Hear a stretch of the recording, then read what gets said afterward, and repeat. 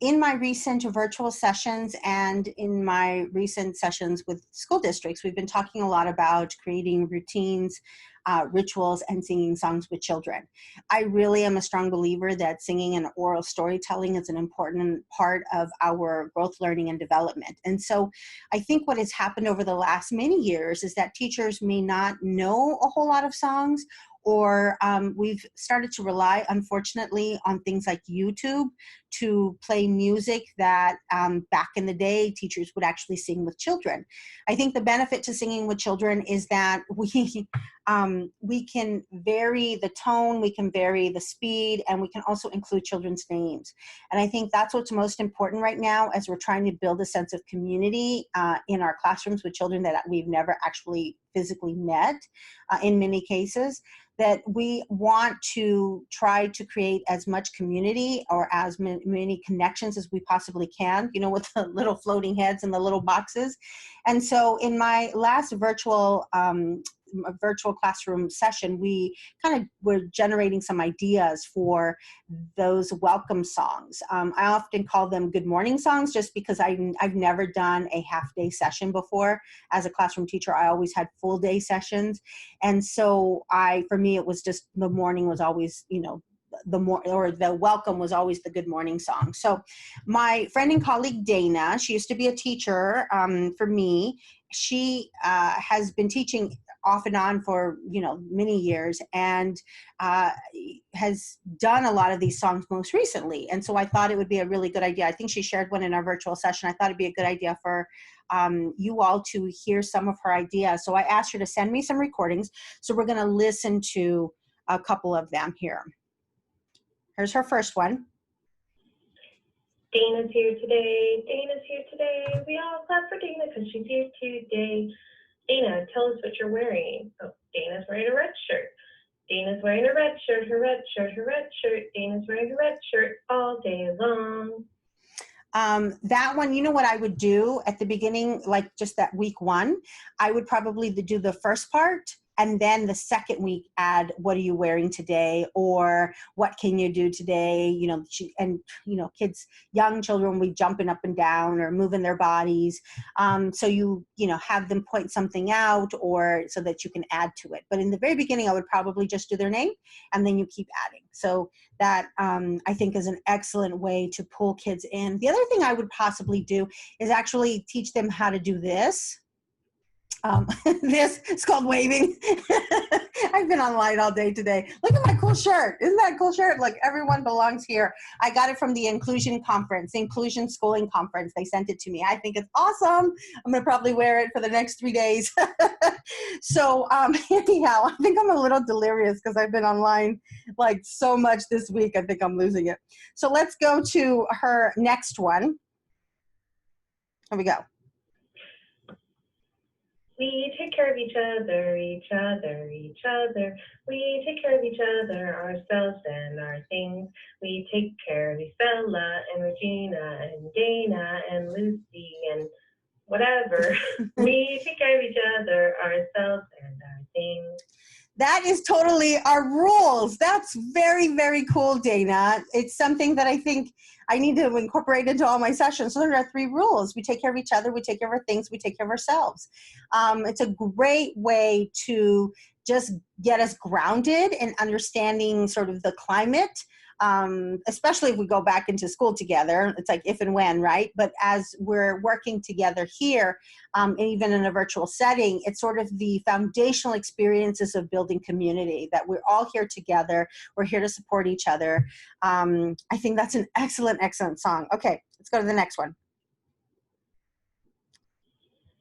Willoughby, wallaby, woo, an elephant sat on you. Willoughby, wallaby, Zena, an elephant sat on Dana, you know.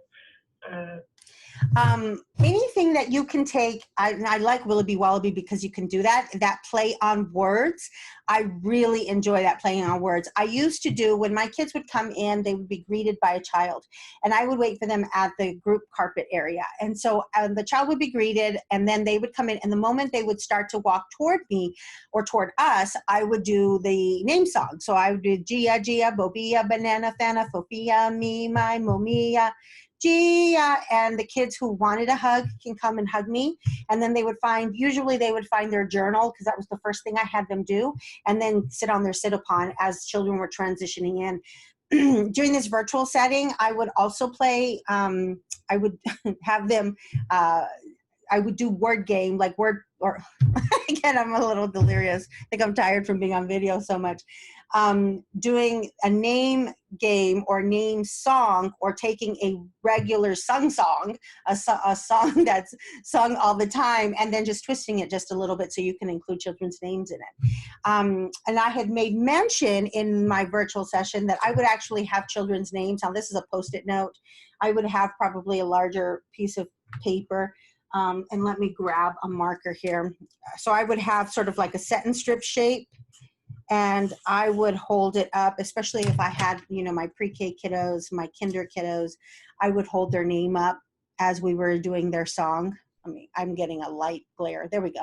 So like my welcome song would be, hello, Gia, hello, Gia. Hello, Gia, how are you today? Or hello, Gia, hello, Gia, hello, Gia, we're so glad you're here. And then I would actually, like I said, show them how to wave, or like, some indication that that's Gia, because, these are little kids on screens, and oftentimes their Zoom or Google Classroom or whatever might have their parents' information or their parents' name, and they can't read yet. So it's like, hello, we got to figure out a way to go, which one's Gia? And so we want Gia to wave. And so maybe even singing a song that has wave to us in the song. And like I said, you just create something, but whatever you create, you want to try to replicate each day, because you're creating that consistency. And if and when we go back into a physical classroom, you want to start the day with that song that you did every day during your virtual experience. I'm trying to think of another one that I did. Mine are so like, let's see, I would do good morning. What was that? Oh, Gia wants me to share. Yeah, but that's not a morning song. Oh, I guess it kind of, sometimes it was. I don't know that I would do it at the very beginning of the year, but what she's talking about is Herman the Worm. Herman the Worm is a song that I will tell you, doesn't matter where I go or even what age I'm working with. I had some third graders who were very excited about Herman the Worm. But I'll sing the first verse, or the first part of it. How does it go? It goes, oh, sitting on my friend's post, chewing my bubble gum, playing with my yo-yo, bloop, bloop, and along came Herman the Worm, and he was this big. I said, Herman, how did you get so big? He said, I ate Gia, chomp, chomp, chomp, chomp, chomp, chomp, chomp, chomp. And so I would actually do that again when there's like a little lag between, or I would do it as just part of my the singing through the day. It may not be my welcome song, but it would be my singing through the day. And then the worm gets bigger. So because he eats kids, which probably isn't the best thing. Kids love it though.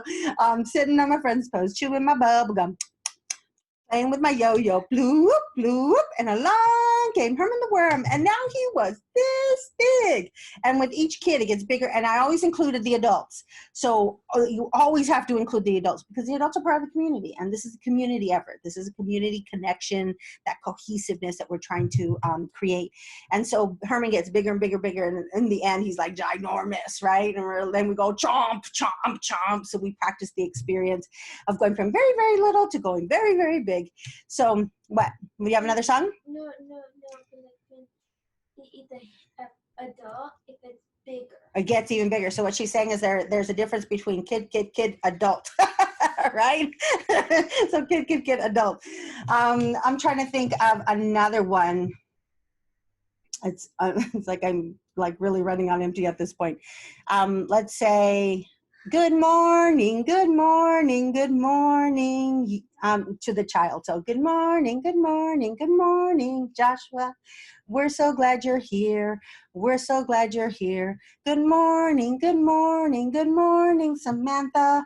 We're so glad you're here. We're so glad you're here. That's another one.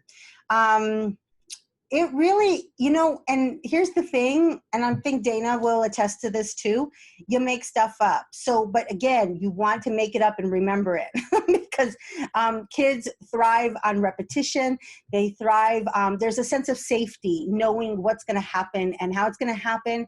And during this time when there's so many there's so much uncertainty, the gift we can give children is to help develop these routines during our virtual experience, and they'll begin to rely on them. And so it's up to us to really make sure that we're consistent. That's super, super important.